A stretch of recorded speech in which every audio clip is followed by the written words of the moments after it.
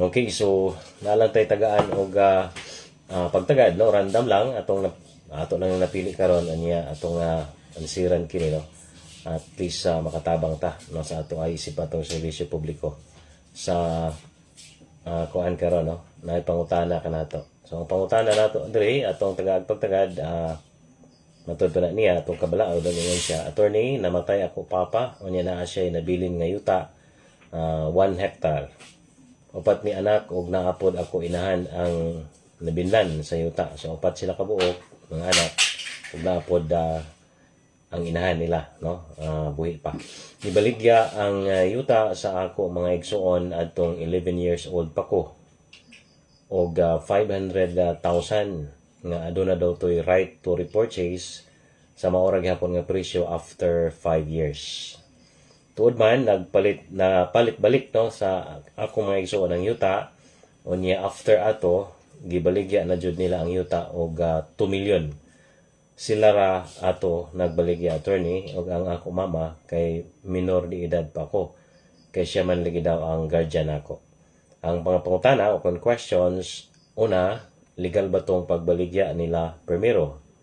Ikaduha pangutana, ang ikaduha nga pagbaligya, attorney, valid ba sad to? Unya ang ikatulo nga pangutana, ako ba makuha ako bahin nga yuta karon nga hingkod or legal age nako? Salamat daan, attorney. Okay, so mo ni ang tulo ka mga pangutana sa ato ang follower no sa atong page no, ang attorney Orly Vicente Montalban nga page. So ang una pangutana, legal ba ang pagbaligya nila primero katong pagbaligya daw nila sa propiedad no nga kabilin sa iyang papa primero gibaligya man sa iyang mga igsoon.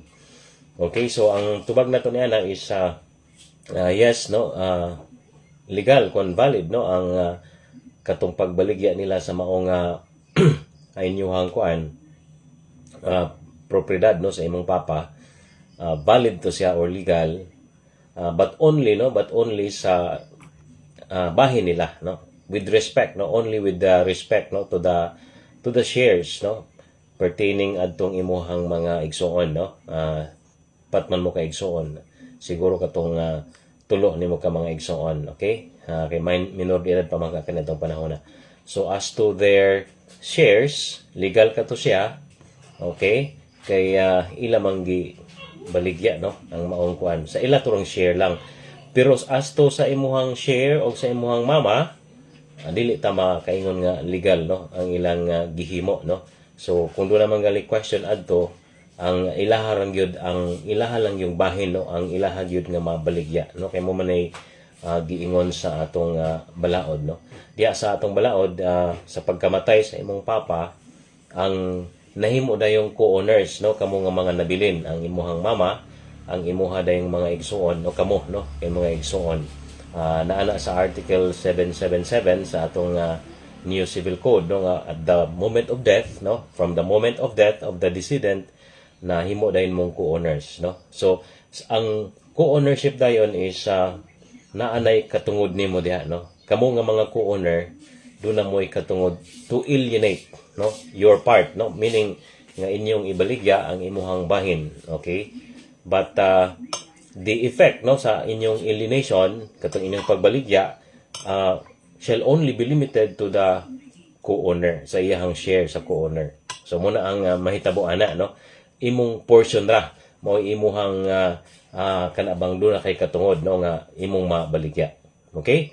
So sama nato na makita nagyapon no sa new civil code nato sa article 493 no, mo na giingon diha nga ang imo daw alienation nga imong himuon no, you can alienate your share no, but the effect of that alienation is limited, okay, with respect to the co-owner's share, okay, sa imuhang portion ra, okay.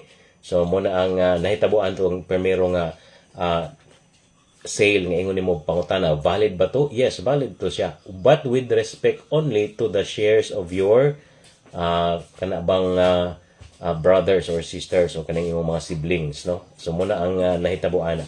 Now wala man gani magisgot kung na-appeal ba imong mama no sa pagbaligya adto. But of course after adto nabaligya namang ilan namang na repurchase, so walay problema na, no, na ilang nabalik man og palit. So inyo na po na nibalik na po sa inyong sa inyong balitan na kung ownership. However, matud pa na nimo na baligya man karon na po din na sa imuhang mga igsuon, no, katong og imong mama og giapil na gani kaani nila, no, sa pagbaligya nimo ana. So muna imong ikaduha nga pangutana, ang ikaduha nga pagbaligya, attorney, okay? Ang ikaduha nga pagbaligya, valid ba sad to? So muna ang imuhang kanabang pangutana na ang tubag ni ana, ang katong si cancel nga imong giingon, valid to siya, yes, valid to siya, pero mao lagi na only to the alikot share. Kanang gitawag nato sa civil code nga alikot share, kanang portion ra nila, no, katong portion nila sa katong imuhang mama, imuhang mga igsuon nga tulo.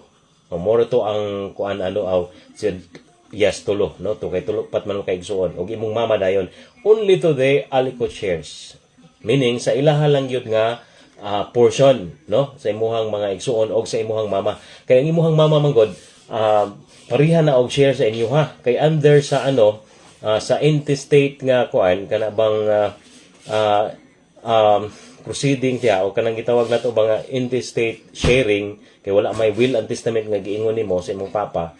Kung mamatay gani ang papa or mama, no, ang spouse, no, ang imong mama, pariha na siya og share sa mga anak, no, pariha og share sa mga anak. Kay of course wala may will and testament, no. Kung intestate man gud, wala siya kuan kanang gitawgo na to og free portion. So kung wala may free portion, sila tanan, no, nga mga heirs, no, tawag heirs, apil na ang spouse ana, apil na ang mga anak, no, pariha na sila, equal ang sharing ni ana.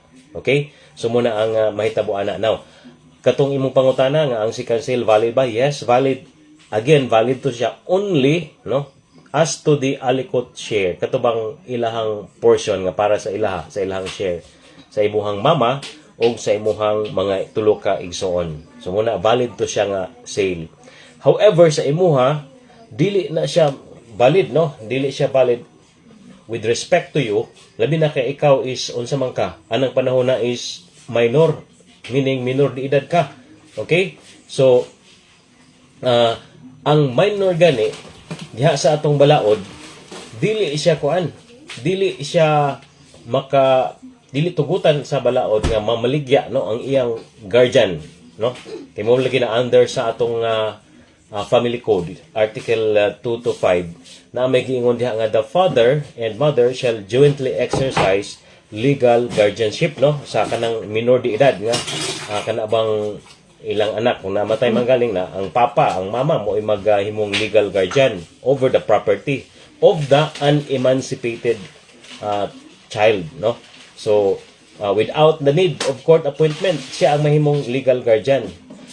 However, kining legal guardianship diri nga atong gipasabot sa balaod sa article 2 to 5 sa atong family code, wala ni siya nag-include sa power to alienate, meaning wala magtugot ang balaod nga kining mga minor nga children ang ilang bahin imong i-alienate, imong ibaligya as guardian, no. Ang gitugot lang diha sa balaod nga imo lang unsa man i-administer. So the guardianship that is referred to in the law is limited to powers of administration. Okay? Wala na nag-appeal diha sa power to alienate, meaning wala kay labot as guardian. Imong mama, for example, wala siya labot as legal guardian nimo nga minor pa man kanang edad, minor de edad pa ka.